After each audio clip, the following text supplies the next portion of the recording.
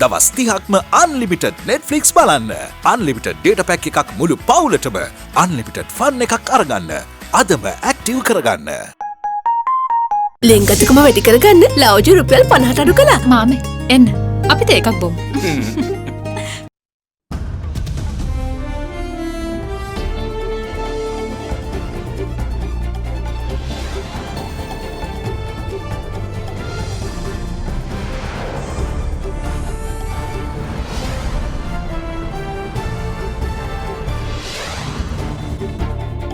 Dangerous reach.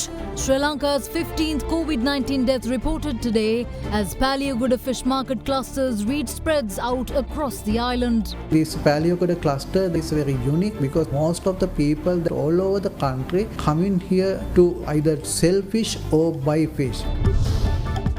Walking the tightrope, Foreign Secretary Professor Jainath Kolambage says that Sri Lanka needs to stay true to its non-aligned roots in its new foreign policy. While we remain a non-aligned country, we want to maintain our neutrality. We don't have the luxury of selecting a particular country against another particular country. Blissful ignorance. Former President Maithripala Sirisena outright rejects startling phone record evidence of calls with ex-SIS chief. Relevant advice. Prime Minister Mahinda Rajapaksa tells the UN on its 75th anniversary to change with the times. The world is changing dramatically, and an upgraded United Nations must both adapt and stay relevant. All this and much more coming up on this Saturday, the 24th of October 2020. නව sunlight sakura. දැන් දිකුකල් පවතින sakura මල් සුවඳින්. From AdaDerana, this is AdaDerana First at 9. Live from Studio 24 in Colombo.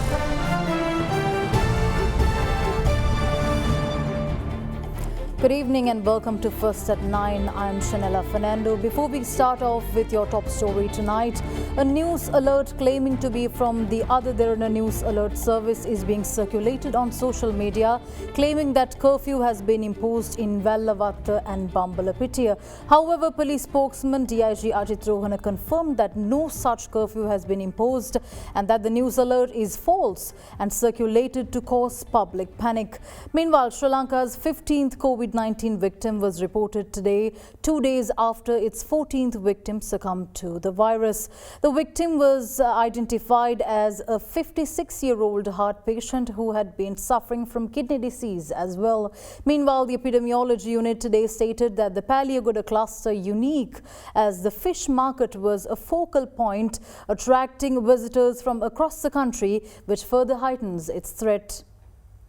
The novel coronavirus claimed its 15th victim today, just 2 days after the country lost another life to the virus. The victim was a 56-year-old resident of the area of Unaliya in Kuliyapitiya. He had reportedly been admitted to the Kuliyapitiya Teaching Hospital on the 14th of October for treatment of a heart ailment and was transferred to the intensive care unit 2 days later. According to the Department of Government Information, the victim had also been suffering from kidney disease. Director of the Kuliyapitiya Teaching Hospital, Dr. Prabhat Veravatta, said that the 56-year-old had been receiving treatment at the time the 14th COVID-19 victim was also transferred to the ICU. The final rites of the victim was conducted at the Kuliyapitiya Municipal Council crematorium. In the meantime, 201 fresh COVID-19 infections were confirmed in the island today. This was after the country reported its highest daily COVID-19 infections yesterday, with 865 new infections. Previously, the highest number of infections were reported on the 6th of October, with 739 confirmed cases.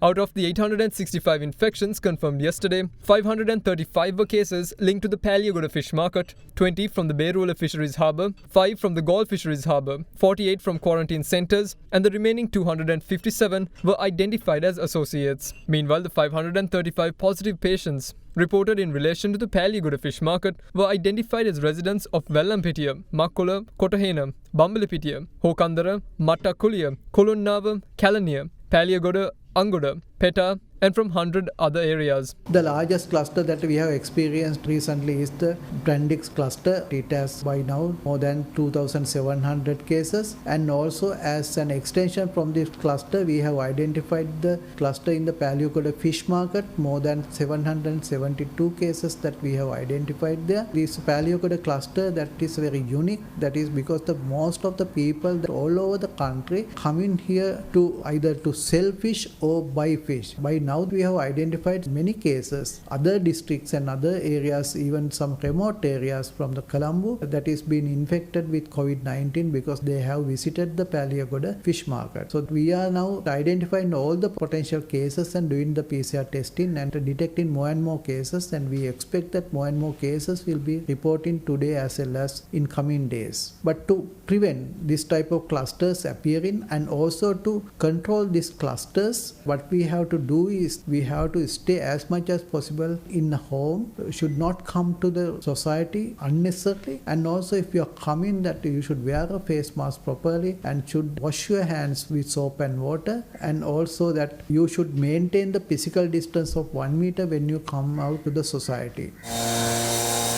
Meanwhile, the Nugegoda public fair was temporarily closed today after confirming that the owner of 2 fish stalls had contracted the COVID-19 virus. The Kotte Chief Medical Officer of Health, Dr. Manoj Rodrigo, said that the owners of the shops, a father and a son, had visited the Palyagoda fish market.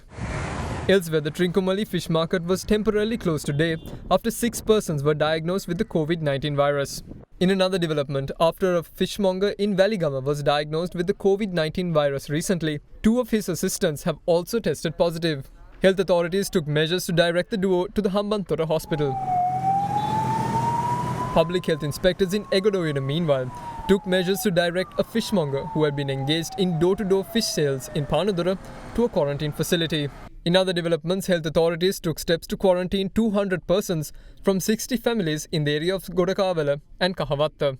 In the meantime, 3 fishmongers in the area of Mogama and Ratnapura were confirmed as COVID-19 patients after they had reportedly visited the Palyagoda fish market. They were directed to the National Institute of Infectious Diseases in Angoda last night. Meanwhile, another COVID-19 patient was reported from Tunkama and was also identified as having visited the Palyagoda fish market.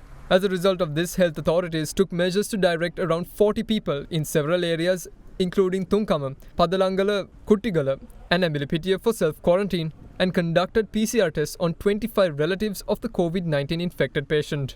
Elsewhere, 2 employees of a fish stall in the area of Diatalava who had brought fish from the Palyagoda fish market were also diagnosed with the virus.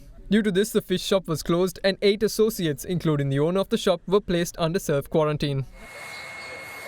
In another development, after a doctor at the district-based hospital in Rikilgaskanda was diagnosed with COVID-19, the hospital was temporarily closed. The doctor, who is a resident of Kalania, had reportedly visited the Palyagoda fish market.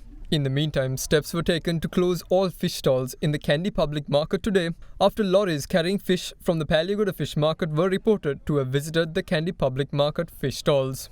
In other developments, steps have been taken to isolate the Gulavita North and South, Vedavatta, Magurumas Villa and Makalandava Grama divisions in the Velalvita Divisional Secretariat Division in the Kaluthara district until further notice. Meanwhile, the curfew that was imposed in the Payagala, Beruala and Aludgama police areas in the Kaluthara district will continue until 5 am on Monday the 26th. In another development, Commander of the Sri Lanka Army Lieutenant General Shavendra Silva announced that a curfew will be imposed on the police areas of Gotatua and Mulleriava in Colombo from 7 pm tonight. Accordingly, curfew has been imposed on a total of 10 police areas within Colombo so far. Safeguard hand sanitizer. Navatama nishpadana pela neerogimat diviyakata.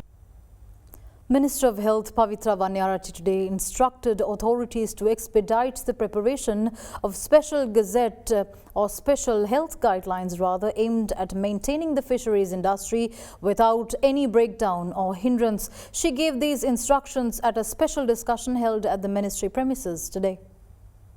Minister of Health Pavitra Vanniyarachchi and State Minister of Fisheries Kanchana Wijesekara today held a media briefing on a new mechanism to provide relief to fishermen, fishmongers and consumers. During the discussion, relevant officials informed the ministry that there are about 350,000 kilograms of fish stored in multi-day fishing trawlers at the Berubala and Galle fisheries harbours, which are currently closed. The authorities arrived at a conclusion to prepare a plan for the distribution of these fish stocks in accordance with health guidelines. The Health Minister then instructed the authorities to prepare a set of guidelines and issue them to the fisheries harbours as soon as possible. Fishmongers at the Ambalangoda Fishery Harbour, however, were greatly inconvenienced today due to their inability to sell their fish stocks. Meanwhile, entry to the Temple of the Sacred Tooth relic has been temporarily banned for residents of curfew-hit areas. Releasing a statement, the Devarana Nilame Pradeep Nilangadala said that it was made mandatory to bring national identity cards in order to verify the details of devotees who visit the temple. Meanwhile, in view of the current situation, the Department of Registration of Persons has decided not to open its head office and all other provincial offices to the public until further notice. The department requests all applicants who have registered for national identity cards under the one-day service to hand over their applications early to Grama Niladari officers or the identity card division of the respective divisional secretariat without delay. Furthermore, a special arrangement has been made to allow the public to obtain national identity cards for emergency and essential purposes by contacting the department via special hotlines 011 522 6126, 011 522 6115, 011 522 6100, 011 522 6150. Elsewhere in Gampaha, a special discussion was held at the district secretariat to review the spread of COVID-19 in the district.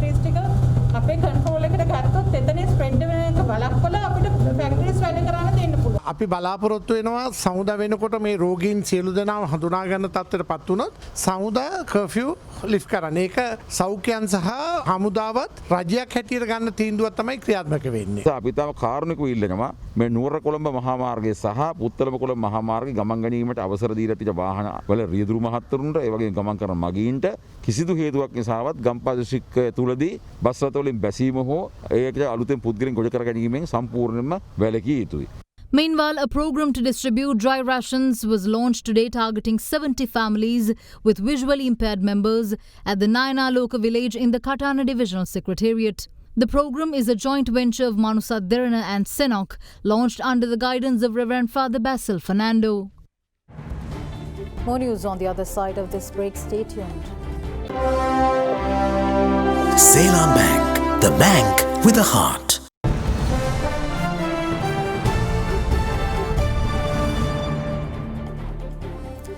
Welcome back. In one of your headline-making stories, Sri Lanka does not have the luxury of choosing one country against another and must remain non-aligned while maintaining its neutrality. Those were the words of Foreign Secretary Admiral Professor Jayanath Columbage, where he explained the ongoing process of redefining Sri Lanka's foreign policy based on economic diplomacy. Speaking to Indivaria Muwatta on our current affairs program at Hyde Park on AdaDerana 24, the Foreign Secretary stated that it suits Sri Lanka much better to avoid power games and maintain friendly relations with all nations. Sri Lanka is in the process of formulating our foreign policy, as I said, revamping our policy, and this is for the first time that we're having a written down policy, a policy that will come in hard copy. On some instances, Sri Lanka has really done extremely well in international scene. Though we are considered a small country, we have really kept our mark. But now we need to look back and see whether our foreign policy has really helped Sri Lanka. Now we are in a transition because we have been very good in international political diplomacy. We have been very weak in economic diplomacy. In this transformation from international political diplomacy to economic diplomacy, we have to redefine our policy, and this will be the guiding principles for our foreign missions to work. I heard you say recently that Sri Lanka will have an India first policy. Although I used that word in that particular interview, I would now say it is Sri Lanka first. You see, India and Sri Lanka are geographically very close. Sri Lanka is pretty much part of India's maritime and air security umbrella. The recent high-powered Chinese delegation's visit in Sri Lanka and also the expected visit of the US Secretary of State, how do you think India will look at this? We have extended an invitation for Indian Foreign Minister also to come. Why this sudden surge of high-powered visits of superpowers? The growing importance of the Indian Ocean for global trade and global security. Indian Ocean in 21st century is fast becoming the key ocean in the world, and that is why everyone is focusing on the Indian Ocean, and then Sri Lanka is in the center of the Indian Ocean. You also did mention that Sri Lanka cannot remain a geopolitical football field for major countries and also superpowers vying for this strategic location. How are we going to manage these? What will our stance be? Our location is the focus of attention of all the major powers. Sri Lanka is in the spheres of influence of all the major players. So many powers, they want to make Sri Lanka a battleground. Now we should be consciously avoiding that to happen. So this is why our foreign policy talks about neutrality. While we remain a non-aligned country, we want to remain neutral. We want to stay away from the power game. Whilst we maintain neutrality, we need to maintain friendly relations with every nation as a sovereign country. And while we maintain friendly relations with other countries, we want to develop economic relations with all prospective countries. While we do this, we have to be mindful about India's strategic security concerns. Now, if these five cannot be met perfect balancing, we will lose the game. Sri Lanka has had a non-aligned policy. We've continuously spoken about neutrality in the global political and diplomatic arena, but it has been difficult for Sri Lanka. We have been caught up in this diplomatic power play from a football field to a balancing game. How do we shift this? What is non-alignment today? It has lost its real meaning when it was created. While we remain a non-aligned country, we want to maintain our neutrality. If you look back at the history, we have moved away from non-aligned policy and we have moved towards one country or the other, which may have threatened certain superpower against the other, and then we have lost. So we don't have the luxury of selecting a particular country against another particular country. Former President Maithripala Sirisena today stated that despite phone records showing 20 phone calls made by former State Intelligence Service Director Nilantha Jayawardena to him between April 1st to April 21st, 2019, he had not been informed of the foreign intelligence warning at any point. Further, when confronted with more records showing phone calls from the SIS chief patched through to him in Singapore, where he was allegedly seeking medical treatment, the former head of state denied having spoken to the Intel chief, citing his inability to speak due to his condition. Former President Sirisena declined to reveal the details of his condition in the presence of media personnel. Former President Maithripala Sirisena arrived at the Presidential Commission of Inquiry investigating the Easter Sunday attacks for the sixth day today, where he was cross-examined by the attorney for the Archbishop of Colombo, President's Counsel Shamil Pereira. At the outset, the President's Counsel asked the former President, "You had instructed Nilantha Jayawardena, the then Director of State Intelligence, that if there was any important national security information, that he should inform you directly. Did he not inform you about this information?" To this, Sirisena replied, "Yes, I did instruct Nilantha Jayawardena to do so at the National Security Council, but no one informed me of this unfortunate incident until it happened on Easter Sunday." The President's Counsel then asked the former President, "Did you make it a practice of contacting Nilantha Jayawardena on the phone daily?" He replied, "No, there were no such daily phone conversations with him." President's Counsel Shamil Pereira then told the former head of state, "Despite your claims, telephone records show that there were 221 telephone calls between Nilantha Jayawardena and your residence at Paget Road from January 1st to April 31st, 2019. The former president replied, "Even though the records show this, I do not know if Nilantha called my residence so many times. I did not have time to answer so many calls." The President's Counsel then stated, "However, these documents show data related to such calls. Can you say that they are not accurate?" To this he replied, "I don't have an understanding of technology.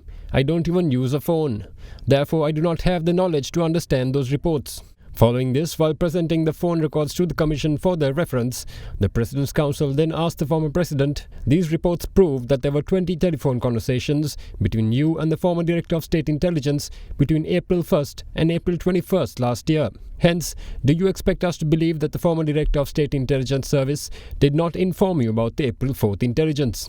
When the former president replied, "I don't have a great understanding of these phone records," President's Counsel Shamil Pereira then referred one of his junior lawyers to assist the former president. Former President Sirisena then stated, "Despite these reports, I do not agree that I spoke so many times to him.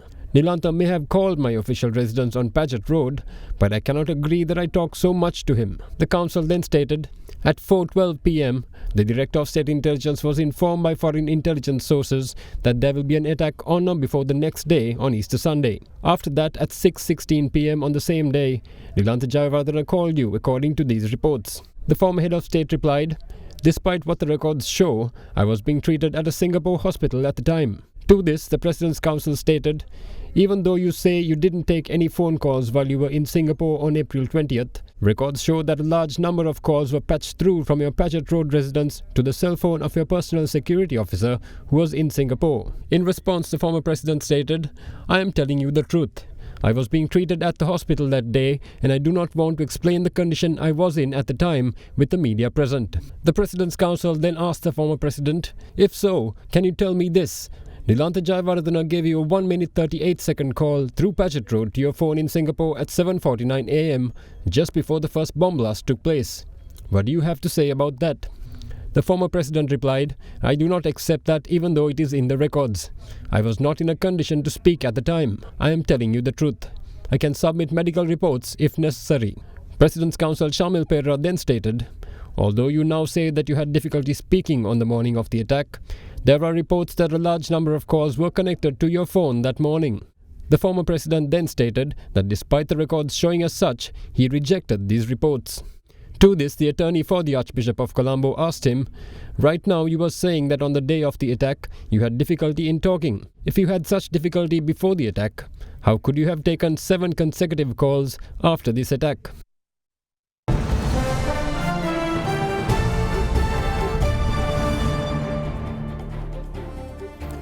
Welcome back. Addressing the United Nations, Prime Minister Mahinda Rajapaksa reiterated the importance of the United Nations adapting with the times to stay relevant in a dramatically changing world. The Premier also reaffirmed Sri Lanka's commitment to achieving the Sustainable Development Goals by 2030. As the world takes on the challenges of this unprecedented global health crisis, it is more important than ever to work collectively on our shared challenges to overcome this pandemic. It was the optimism of the UN Charter that instilled our faith in the UN's ability to create a better world for us and our children. The global platform has helped bring world leaders together during some of the most challenging times, such as today. The world is changing dramatically, and an upgraded United Nations must both adapt and stay relevant. Having overcome a 3 decades-long war, Sri Lanka is on a transformative journey to becoming a more sustainable and resilient country. Since COVID-19, we are all desperately searching for solutions to build back our economies, societies, and global network. We are firm in our commitment to achieve the Sustainable Development Goals by 2030 and create a greener and more sustainable environment for the future. I call upon my fellow world leaders to work collectively in restoring compassion back to the ecosystem in our respective countries. I appreciate the United Nations support for a wide range of sectors such as health, education, environment, agriculture, and food security. In addition to remaining committed to children's rights and safety, I remain equally committed to addressing the challenges faced by women and girls, the elderly, and the differently abled, and look forward to working closely with the UN Residence Coordinator and the country team. With that, we wrap up tonight's edition of First at 9. Thank you for joining. Good night.